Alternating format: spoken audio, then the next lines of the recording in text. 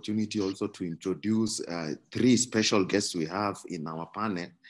The first one is Miss Proscovia, and she works with Green Light Forum in Uganda. The second special guest we have is Dr. Kelvin Momanyi, who works with Wild Animal Protection on the aspect of farm animal welfare. And then we have Dr. David Obiero, who works as a lecturer at Maasai Mara University on animal welfare and clinical studies. Now, one thing we have to note that is from the presentations, I will say roughly three things come out very clearly. First thing is that farmers get motivated to change based on self-efficacy, that is believing in themselves, what they can do, welfare risk imagine, and the expected outcome based on that change. Also, the other thing they look at is the cost of the change and the ability to sustain that change. So now maybe if I turn to our three special guests, our panelists, I would just like to bring this question to you. Why do you think it's important to change farmers' behavior when it comes to animal welfare? We can start off with Ms. Proscovia, please. And Ms. Proscovia, you have to unmute yourself.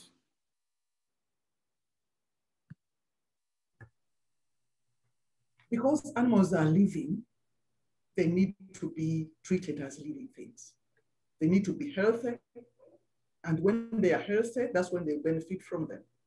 So without them changing their behavior towards the animals and treat them well, they'll never get what they want. And as a country, we'll never get what we want. They'll never develop. They need to get good yield. They need to maintain and have the animals reproduce. If they can't know what the animals need to be to live well, then we are wasting our time. So we need to teach them how to love animals, do what is necessary for them in order to get what they want from them. Okay, thank you. Maybe if I can turn to Dr. Kelvin Momanyi, if maybe you have anything you can add to what Ms. Proscovia said in terms of the need to change the behavior of farmers. Yeah, I think I totally agree with Proscovia. I think to change farmers' behaviors because we need to safeguard our future and mend our broken food system. Because essentially farmers' behaviors do translate to the practice and inform the practice of other value chain actors as well. For instance, farmers are actually an important actor in the food system. Some scholars and even some development actors have actually termed farmers as the backbone of our food systems, meaning farmers are actually therefore very important determinants of the health and even the wealth of our ecosystems. Therefore, when farmers actually manifest these positive behaviors, as we have seen from the presentation by Paul, it will therefore endeavor to have these long-lasting positive outcomes and impacts to our mother nature, that is our planet, our animals, and future generations of humans to come. Let me provide three examples to illustrate why farmers are crucial actors in food systems and why their behavior is actually essential. One is actually addressing antimicrobial resistance through prudent use of antibiotics and other drugs. Another is actually their key determinants of patterns of disease over time through either their practices, which are informed by their behaviors on farm biosecurity practices, such as using simple things like food pads and even vaccination. They are also important, lastly, on producing sustainable food through humane and sustainable farming practices, like transitioning from either a low welfare practice like industrial farming to a high welfare farming practice. Thank you, and back to you. Thank you very much, Dr. Kelvin Momanyi. Now, we also in the panel, we have Dr. David Obiero, who has worked a lot in animal welfare and currently also is lecturing at the university, which is actually looking at the coin both ways. So maybe Dr. David, you can give us an overview of your experience on why this change in farmers' behavior it's very important, and in line to also the fact that what is it you are telling the students to know in terms of this behavioral change. So welcome, Dr. David. Yes, very much. Just to echo the two panelists, farmer behavior is very pivotal with regards to influencing animal welfare, because we realize that in every value chain, they are at the start. So it is actually that their behavior that translates into activities and outputs that forge the environment of the animals under their care. Just as Dr. Momanyi said, it is their behavior that will translate into activities for them to make a decision on whether to have a humane production system that may or may not influence the welfare of the animals, and also translate into the health of the animals that in certain cases, of course, now will translate into the health of the people that consume their products, if their products are for human consumption. So I'm in agreement with the other panelists that farmer behavior is very pivotal to influencing animal welfare. Thank you.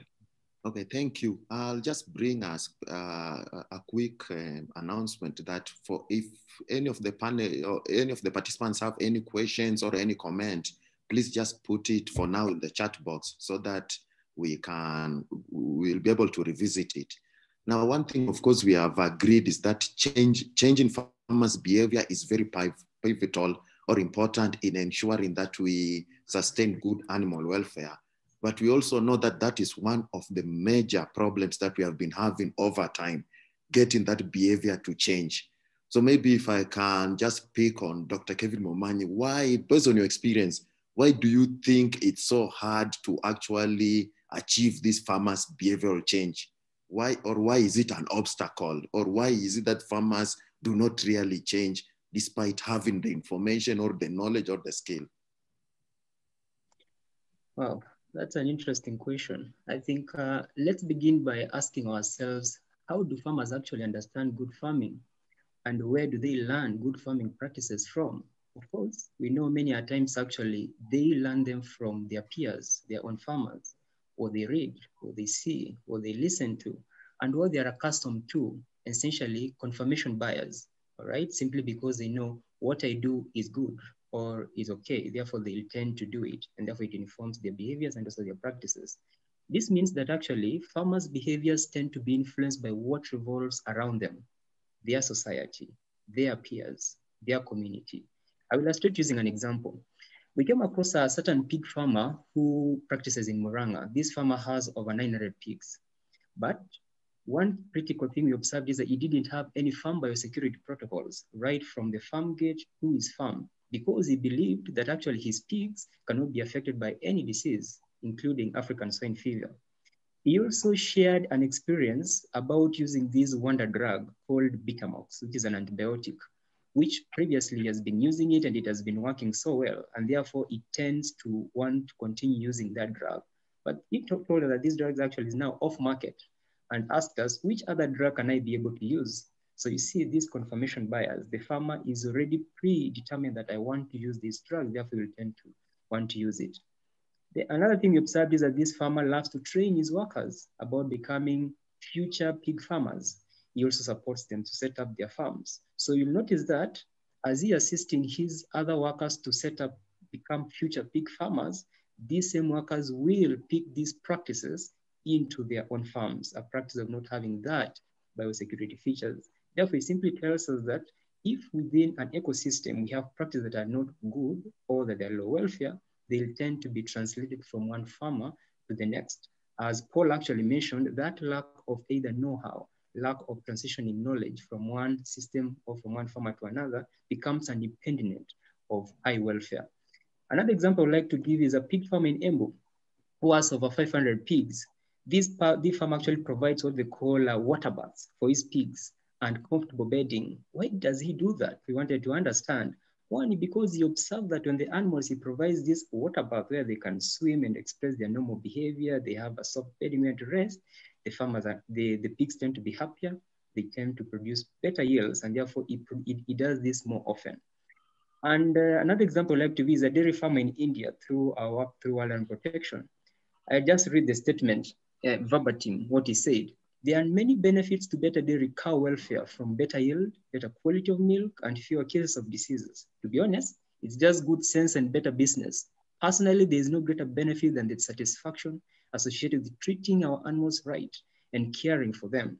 As you can see from this case study, the farm is actually associating high welfare to better yields, to better economics, and therefore they'll tend to push them to do that. But the farmers who don't perceive any benefit from either improving the welfare of their animal, then they'll tend to not do that. It therefore informs us that how farmers define and perceive animal welfare matters. Do they perceive it as a way to get more incomes, or do they perceive it as important to the animal? And those two differences of definitions matter a lot, because the farmers, as you saw the example from the Embu guy, who sees the animal welfare as important first to the animal, it therefore also translates to better income for him. So why are farmers not able actually to implement high welfare practices? One is because of the present bias. A good example is that we all want to do good things in the future, but not now. For instance, if you tell the farmer, example I give about setting up a footpath, yes, they will look at establishing a footpath as a cost now, but they'll say, okay, in future I'll try and put it, but now they won't because of that cost implication. Therefore, how do you address this present bias? One is actually to couple it with either incentives with the cost right now, or provide what we call a decoy effect. This is just my last statement to say, in that when, for instance, when you walk into an agrovet is a place where they sell these drugs of animals, you'll tend to find that antibiotics are either put at the start, at the forefront. So a decoy effect will be, why not reposition those antibiotics in a different place and either put other either minerals or supplements to be at the forefront of the farmer. Thank you. Back to you. Thank you very much, Kevin, for that, because you have brought to a very key thing that one, farmers, it's like peer pressure. Farmers actually do things based on what they are seeing everyone is doing around them. And also they keep doing it because it's been done anyway. So why should they change? So that motivation and linking it. So maybe if I go to Ms. Proscovia, it's what are your experiences in working with farmers in terms of resistance to behavior change? Why we don't see the behavior change? We know that many development organizations work with farmers. They do a lot of training. So in the end, you find that the farmer has the knowledge and the skill, but now you find he has not changed still. So what is your experience as to why this doesn't happen? Yeah, I can't say there is no behavior change, but it is slow. Yeah. Behavior change is there, but it's very slow. One, because there's a lot of culture and tradition rooted among farmers in their own communities. For example, they have been used to rearing local animals. Now here you are introducing a hybrid animal, a hybrid cross to him and telling him, put it on zero grazing and you get a good milk, you get a manure, you get urine for your crops. Yes, he loves them, but inside him, there is culture in him that animals must go and be tethered in the field. He goes with the animal in the field, he comes back with it in the evening. So we have tried to train them to change from those cultural ways of keeping animals, but they keep on falling back. So one way to help them is to monitor them very often, in addition to training them. We monitor them very often, and then among themselves, among the communities, we try to emphasize on one of them to make sure he does it best so that they see from that person. So in our system in Greenlight, we have developed different model farms which are doing zero grazing so that those who are not doing well, they can see from failed farmers and they can learn from him. How will they see? He will be getting better milk. He will be getting everything he needs, like we mainly give them so that they get income from milk. So they can see the income is improving and the milking, when they see the milking is better, they'll also automatically improve. So I can say change is there, but it's very slow, it's gradual. We need to be on them. We need to use different tactics. We need to expose them further to see how others who have succeeded, how have they done it? Yeah, that's how we do it. Because we have experienced a lot of problems in the beginning, like in 2016, when we are giving out animals without doing a lot of follow-up. We experienced that farmers, after training them, carried fodder, saying, I saw it very good on the road, so I thought of bringing it here, and then I preserve mine. Then you tell him, but I told you you could bring ticks. And then he knows, oh, ticks. So we need to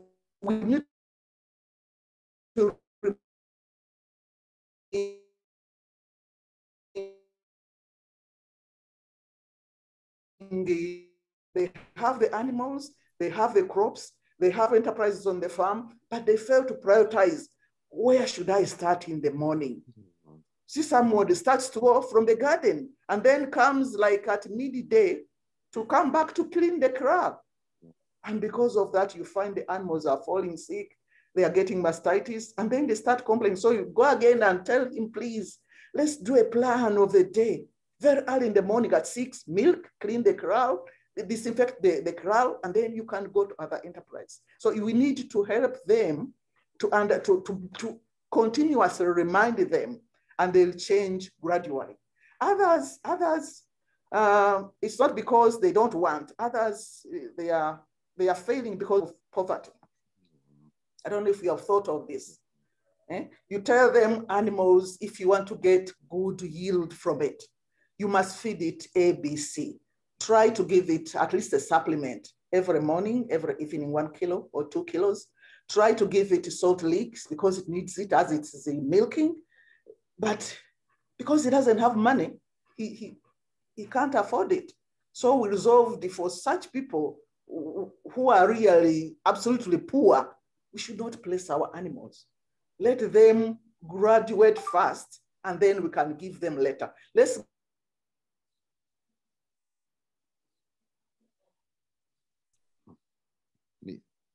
Miss Proscovia, I can see your net has disconnected. Maybe while she's sorting her net, maybe David, do you have anything you can add on this issue about why we usually see the disconnect in farmers' behavioral change, despite the fact that they have the knowledge and skill?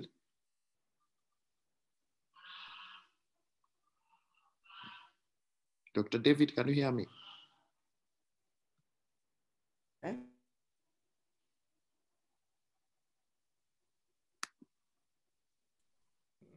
Maybe he's speaking, but he's still muted.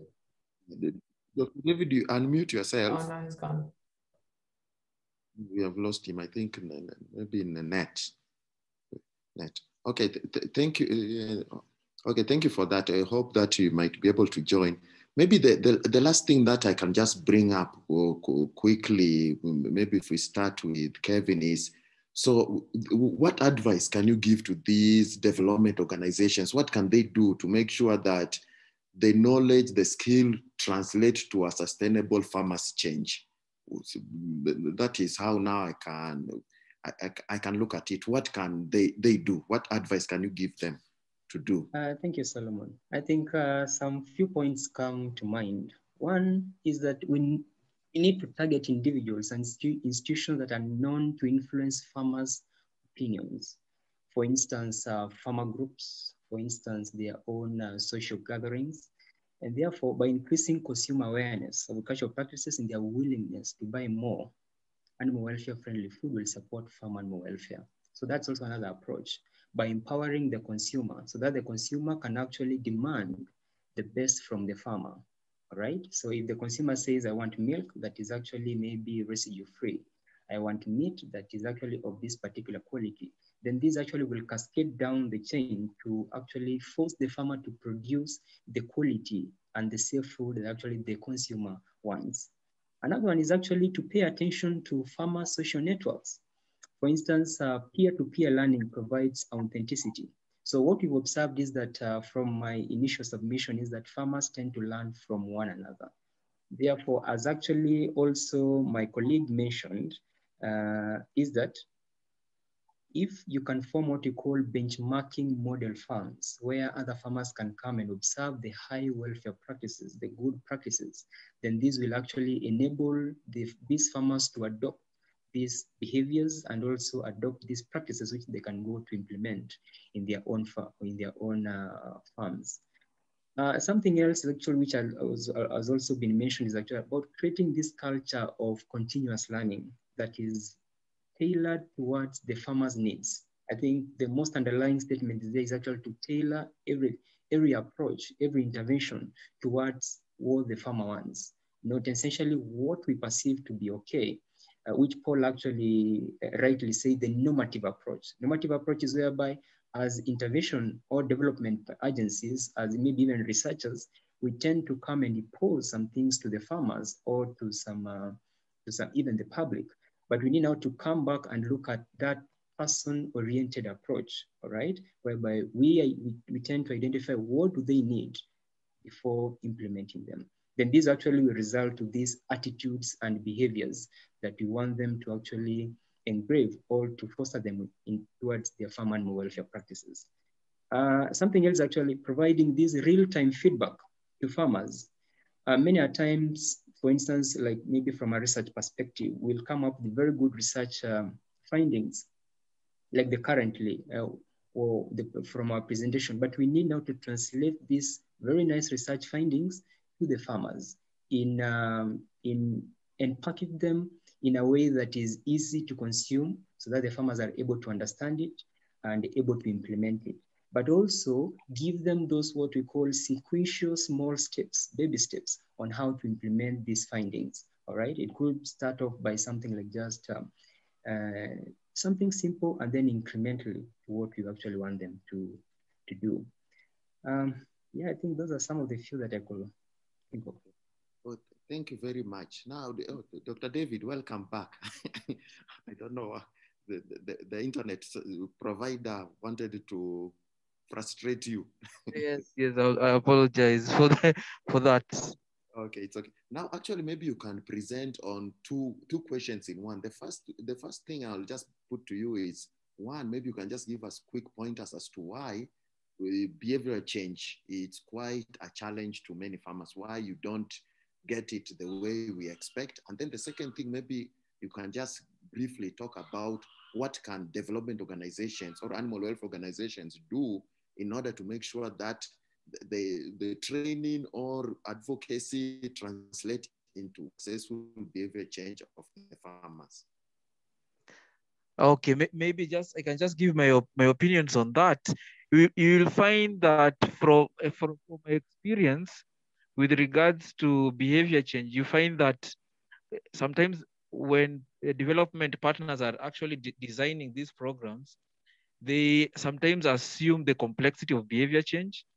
I like Dr. Suna's presentation because it actually outlines how complex the steps that a farmer goes through or an individual goes through before actually deciding to make a change in behavior. So it's rather complex, and you find that sometimes when we design interventions, we are actually designing knowledge transfer in projects or more like a learning, but not really behavior, more of a transfer of knowledge and competence, but not really behavior. You find that if you are to critically look at these intervention programs, most of them are actually on that level. They do not go as far as being intentional in behavior change. That is one thing.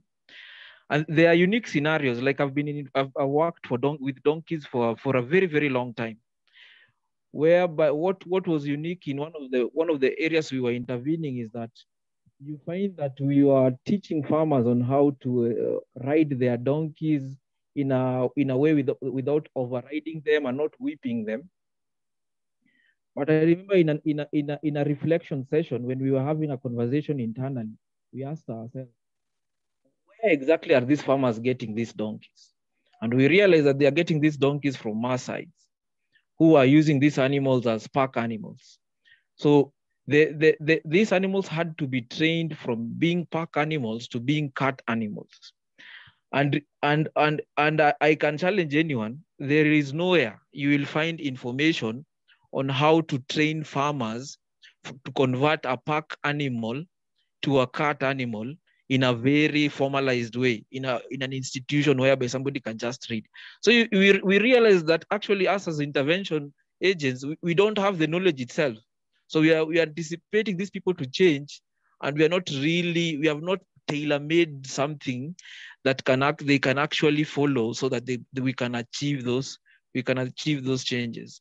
But that is a very unique scenario that may be translatable or may not be translatable to other value chains or other animals with regards to behavior change. So you find that what we realize, another thing that might contribute to poor success is that People sit in an office somewhere and design a top-bottom approach, then go and try and apply it to farmers without really tailor-making it and actually really understanding the grassroots problems of why these people are actually behaving like this, and what are the trade-offs. What Dr. Suna was saying, and I've heard also before I got connected, Proscovia has mentioned that we also have to appreciate that these people are processing a lot of information on if I was to change and now start using I stop battery cages and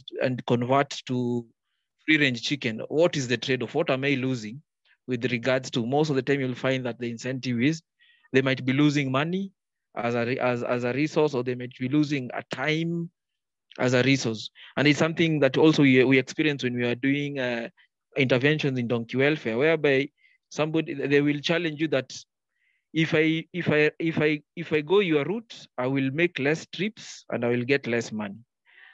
So you realize that that is a trade-off that needs to be addressed. And more so, an interesting thing now going into your second question on interventions, on what can be done. Sometimes because of our affiliations and the limitations with regards to the programs we work in, we are not honest. There are some things that if I'm working with this particular species, I'm limited to doing particular things because of the organization, because of the project design.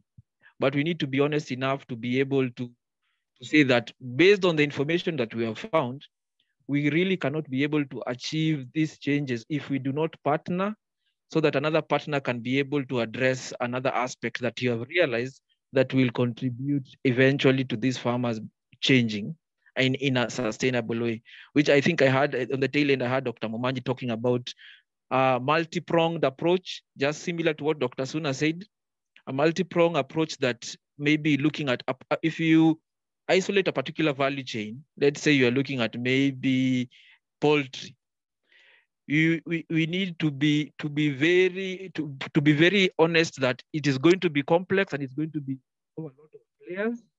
We are going to be able to have some wins, and some wins we have to be patient, just as Dr. Proscovia says. Some behavior changes will have to be, because of the complexity of these value chains, we'll have to learn, refine, and try again. Because you'll have, for example, we want to encourage, let me take an example of the poultry value chain. We want to encourage these farmers to stop battery, to go to free range. We need to be able to create an enabling environment whereby they will not go at a loss.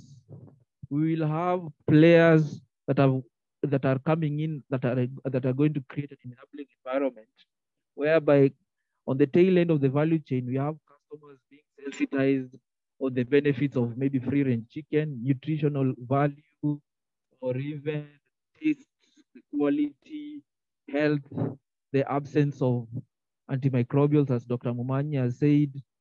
Those things need to be another player needs to work on that tail end so that it influences demand and encourages production on this other end. And several other value chain actors along that chain that all contribute to that farmer at the farm level changing. You might have policy players coming in and waiving some levies to make it such that it is profitable for the farmer. As much as animal welfare by itself is supposed to be about the animal, but we need to, because we have all this knowledge, we need to be able to tailor it and sell it to the farmer. That is going to be, the animal is going to be healthy, the end product is going to be more nutritious, and you're going to make a profit. We have to be very, very pragmatic, essentially, as we are starting off, as the knowledge is thinking that it is actually for the animals good at the end of it. Thank you.